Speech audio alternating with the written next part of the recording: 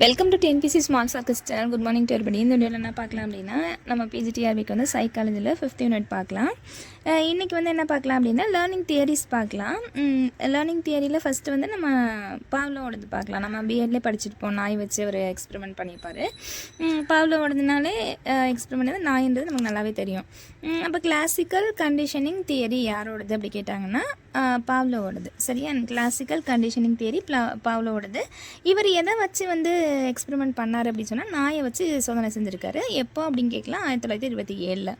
அப்போ classical conditioning theory எப்போ வந்து எக்ஸ்பெரிமெண்ட் பண்ணார் பாவ்லோ அப்படி கேட்டால் 1927.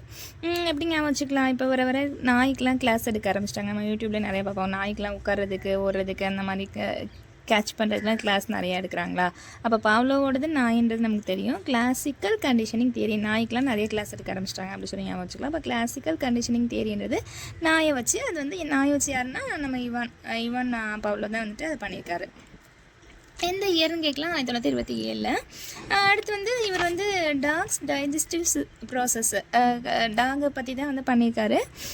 இவருக்கு வந்துட்டு 1904 வந்துட்டு ஃபிசியாலஜி ஆர் மெடிசன் ரெண்டில் ஏதோ ஒன்றுக்கு வந்துட்டு நோபல் ப்ரைஸ் வந்து கிடச்சிருக்கு. அப்போ பாவ்லோவுக்கு வந்து நோபல் ப்ரைஸ் எப்போ கிடச்சிச்சுன்னா 1904. இவர் வந்துட்டு ரஷ்யன். அப்போ நோபல் ப்ரைஸ் வாங்கினா ஃபஸ்ட்டு ரஷ்யனும் இவர் தான் அப்படி சொல்கிறாங்க. அப்புறம் வந்து இது இம்பார்ட்டண்ட்டாக இருக்குது. இந்த classical conditioning theory otherwise called S type learning. அப்போ கேட்கலாம், வந்து கிளாசிக்கல் கண்டிஷனிங் தியரி வந்து வேறு எப்படிலாம் சொல்கிறாங்கன்னு கேட்கலாம். S type learning. இவர் எதெல்லாம் யூஸ் பண்ணியிருக்காரு அப்படின்னு சொல்லி பார்த்தோன்னா டாகு, ஃபுட்டு, பெல்லு, லைட்டு இதெல்லாம் வந்துட்டு யூஸ் பண்ணியிருக்காரு. லைட்டிங் லேம்பை வச்சு ஒரு லேம்ப் வச்சுட்டு பயன்படுத்தியிருப்பார். அடுத்து வந்துட்டு stimulus response type of learning. நம்ம வந்து தமிழில் தூண்டல் துலங்கல்னு சொல்லிட்டு பிஎட்ல படிச்சிருப்போம். அப்போ ஸ்டிமுலஸ் நம்ம ஒரு தூண்டுதல் வந்து ஏற்படுத்துகிறோம் அப்படின்னா அதுக்கு ரெஸ்பான்ஸ் பண்ணுறது வந்து துலங்கல். அப்போது இப்போ நாய்க்கு வந்துட்டு ஒரு பிரியாணியை கொண்டு போய் காட்டுறோம் அப்படின்னா அதுக்கு வந்து ஆட்டோமேட்டிக்காகவே என்ன ஆகும், அதை சாப்பிடணும் அப்படின்னு சொல்லிட்டு அதுக்கு வந்து உடனே வந்து செலவேட் ஆகும். அப்போ செலவேஷன் ஆச்சு அப்படின்னா உடனே வந்துட்டு நமக்கே வந்து சாப்பாடு கொடுக்குறாங்க. அப்படி சாப்பாடு நமக்கே பிடிச்ச சாப்பாடு இருக்குன்னா நமக்கே வந்துட்டு சலிவெட் ஆகும். அப்போ வந்துட்டு நாய்க்கு வந்து சாதாரணமாக எந்தவித கண்டிஷனும் இல்லாமல் அன்கண்டிஷன்டாக எந்தவித கண்டிஷனும் இல்லை சாதாரணமாக ஃபுட்டை காமிக்கிறோம் அப்படின்னா அதுக்கு வந்து உடனே எச்சி விடுது. அப்போ ஃபுட்டை காமிக்கிறது வந்து தூண்டல், எச்சி விடுறது வந்து துலங்கல்.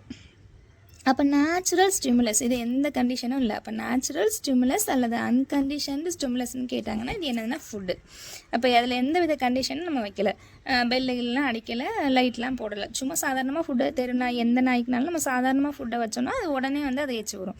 அப்போ அன்கண்டிஷன்டு இதில் எந்த வித கண்டிஷனில் நேச்சுரல் ஸ்டிமுலஸ். அப்போ நேச்சுரல் ஸ்டிமுலஸ் அன்கண்டிஷன் ஸ்டிமுலஸ்ன்னு கேட்டாங்கன்னா ஃபுட்டு. அதுக்கு அது ரெஸ்பான்ஸ் பண்ணதில்லை, சலைவேட் பண்ணதில்லை, அது வந்து நேச்சுரல் ரெஸ்பான்ஸு. நேச்சுரலாக சாப்பாடு காட்டுறோம், அது நேச்சுரலாக ரெஸ்பான்ஸ் பண்ணுது. அப்போ natural stimulus natural response. Unconditioned stimulus unconditioned response. இது வந்து சாதாரணமாக நம்ம இந்த எக்ஸ்பெரிமெண்ட்டுக்கு முன்னாடி எந்த நாய்கிட்ட பண்ணாலும் இப்படி தான் செய்யும். அடுத்து வந்து இந்த எக்ஸ்பெரிமெண்ட் கொடுக்கும்போது என்ன பண்ணுறாரு அப்படின்னா பெல்லை அடிச்சுட்டு ஃபுட்டு கொடுக்குறாரு. இதை ஒரு குறிப்பிட்ட காலம் வரைக்கும் பெல்லை அடித்து ஃபுட்டு கொடுக்கும்போது அந்த நாய்க்கு என்ன ஆகுதுன்னா பெல்லை அடிச்சிட்டாலே நமக்கு அடுத்த சாப்பாடு தான் தரப்போகிறாங்க அப்படின்னு சொல்லிட்டு பெல் அடிக்கும் போதே அதுக்கு வந்து சலைவேட் ஆகுது. அப்போது ஆர்டிஃபிஷியல் ஸ்டிமுலஸ் எது அப்படின்னு கேட்டாங்க அப்படின்னா நமக்கு பெல்லு தான். இதில் வந்து கண்டிஷன் இருக்குது. நமக்கு இது வந்து ஏதாவது தெருவில் போகிற நாய்கிட்ட போய் பெல் அடித்தோன்னா அது வந்து செலிப்ரேட் பண்ணாது. அப்போ அதை ப்ராக்டிஸ் பண்ண நாய்கிட்ட மட்டும்தான் அதை நம்ம பண்ண முடியும். அப்போ ஆர்டிஃபிஷியல் ஸ்டிமுலஸ் அந்த கண்டிஷன்டு ஸ்டிமுலஸ்ன்னு கேட்டாங்கன்னா பெல் சவுண்டு. அதுக்கு வந்து அது ரெஸ்பான்ஸ் பண்ணுறது வந்துட்டு அதுக்கும் அது இப்போ நான் பழகின நாயை பெல் அடிச்சுட்டு பழகின நாயினா பெல் அடித்தோடனே அது செலிப்ரேட் பண்ணும். அப்போ அது கண்டிஷன்டு ரெஸ்பான்ஸ். அப்போ கண்டிஷன்டு ஸ்டிமுலஸ் கண்டிஷன்டு ரெஸ்பான்ஸ்னால் பெல்லும் செலிவேட்டும். அன்கண்டிஷன்டு ஸ்டிமுலஸ் அன்கண்டிஷன்டு ரெஸ்பான்ஸ்னால் ஃபுட்டும் செலிவேஷனும். அவ்வளோதான் இதில் கொடுத்துருக்காங்க. இது நம்ம கொஞ்சம் டெப்த்தாக கேட்கணும்னா இந்த மாதிரி கேட்கலாம். நேச்சுரல் ஸ்டிமுலஸ் என்னது, இல்லை அன்கண்டிஷன்டு ஸ்டிமுலஸ் என்னது, இல்லை கண்டிஷன்டு ஸ்டிமுலஸ் என்னது, இல்லை ஆர்டிஃபிஷியல் ஸ்டிமுலஸ் என்னது, இந்த மாதிரி கேட்கலாம். அடுத்து வந்து லா ஆஃப் கண்டிஷனிங் கொடுத்துருக்காங்க. இதில் வந்து பெருசாக ஒன்றும் இல்லை. லா ஆஃப் காஷேஷன்னா இந்த காசு கொஞ்ச நாளைக்கு வந்து பழக்கிறது, பெல் அடித்து பழக்கிறது. அடுத்து லா ஆஃப் எக்ஸ்டிங்ஷன் அது கொஞ்ச நாள் ஒரு மாதம் வந்துட்டு நம்ம வந்து அதுக்கு பழக்கப்படுத்தலை அப்படின்னா அது வந்து மறந்து போயிடும். அப்போ வந்து பெல் அடிச்சிச்சு அப்படின்னாலும் நம்ம சாப்பாடு கொடுக்காமலே வச்சிட்டோம் அப்படின்னா பெல் அடிச்சுட்டு சாப்பாடு கொடுக்கல அப்படின்னா அது தன்னாலே மறந்துடும். அப்புறம் பெல் அடித்தாலும் அது வந்து ரெஸ்பான்ஸ் பண்ணாது. அடுத்து லா ஆஃப் ஜென்ரலைசேஷன். ஜென்ரலைசேஷன் என்ன அப்படின்னா, அதுக்கு பெல்லு கொடுத்து பழக்கிறோன்னா, பெல்லுன்றது ஒரு பெல்லு மட்டும் இல்லை. இப்போ நம்ம அதுக்கு பழக்கிறதுக்காக வாங்கின பெல்லும் பெல்லு தான். இப்போ ஐஸ்காரம் போகிற தப்பா அடிக்கிறதும் பெல்லு தான்.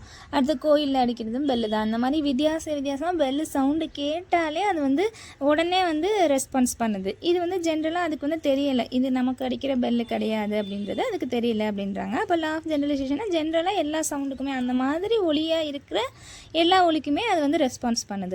அடுத்து லா ஆஃப் டிஸ்கிரிமினேஷன் என்ன அப்படின்னா, செலக்டிவ் கண்டிஷனிங்.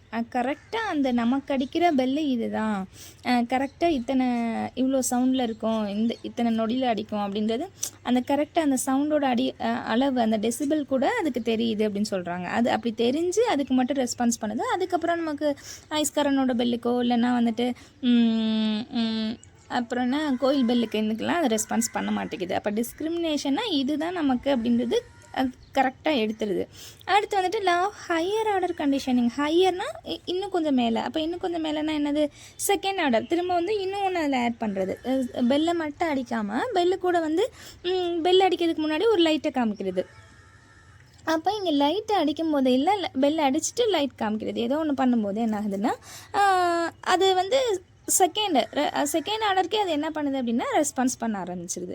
இப்போ லைட்டு போட்டு பெல் அடித்து சாப்பாடு கொடுக்குறோன்னா லைட்டை போடும்போதே அதுக்கு வந்து செலிவேட் பண்ண ஆரம்பிச்சிருது. அப்போ வந்து அதுக்கு தெரியுது, லைட்டு போடுவாங்க, அடுத்து பெல் அடிப்பாங்க, அடுத்து வந்து சாப்பாடு கொடுப்பாங்க அப்படின்றது அதுக்கு தெரியுது. அவ்வளோதான் இதில் வந்து கிளாசிக்கல் கண்டிஷனிங் தெரியுது. இதுலேருந்து நமக்கு எக்ஸாம் பாயிண்ட் ஆஃப் வியூவில் கேட்குறாங்க அப்படின்னா இயர் கேட்கலாம், இந்த எக்ஸ்பெரிமெண்ட் இயர் கேட்கலாம். அப்படி இல்லைன்னா இதோட அதர்வைஸ் கால்டு கேட்கலாம். கிளாசிக்கல் கண்டிஷனிங் தெரியும், otherwise called S type learning அப்படி சொல்லலாம். அடுத்து வந்து இந்த நாள்லேருந்து கேட்கலாம், நேச்சுரல் ஸ்டிமுலஸ் அந்த மாதிரி.